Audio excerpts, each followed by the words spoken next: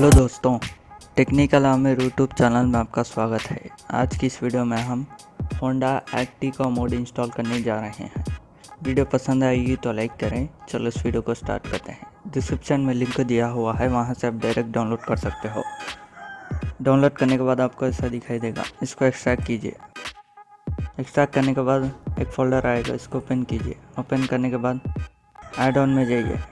Add on में जाने के बाद GTA 5 मेन फोल्डर को ओपन कीजिए। GTA 5 मेन फोल्डर ओपन करने के बाद मॉड्स में जाइए। उसके बाद अपडेट X64 DLC पैक्स। उसके बाद यहाँ एक्टी का एक फोल्डर दिख रहा है ना, इसको GTA 5 DLC पैक्स पर ड्रैग एंड ड्रॉप कीजिए। मैं ऑलरेडी कर चुका हूँ इसलिए मैं नहीं कर रहा। उसके बाद बैक आ जाए। बैक आने के बाद यहाँ रीड का टेक्स्ट डॉक्यूमेंट दिख रहा है ना, इसको ओपन कीजिए। ओपन करने के बाद आइटम DLC पैक्स एक्टी आइटम दिख रहा है ना, इसको कॉपी कीजिए। कॉपी करने के बाद बैक आ जाए। बैक आने के बाद ओपन आईवी को ओपन कीजिए। ओपन आईवी ओपन होने के बाद एडिट मोड पे क्लिक कीजिए।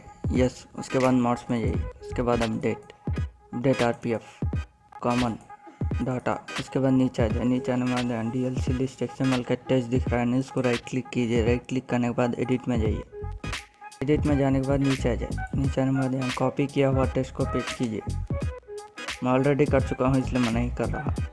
उसके बाद सेव कीजिए। बस दोस्तों, इतना ही आपको करने का। चलो अब GTA 5 ओपन करते हैं। तो दोस्तों, GTA 5 ओपन करने के बाद आप कौन सा भी ट्रेनर यूज़ कर सकते हो।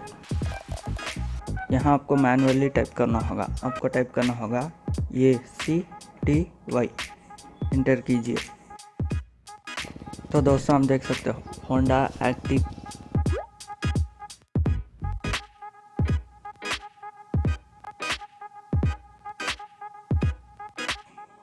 आपको इसका इंटीरियर भी दिखा देता हूँ।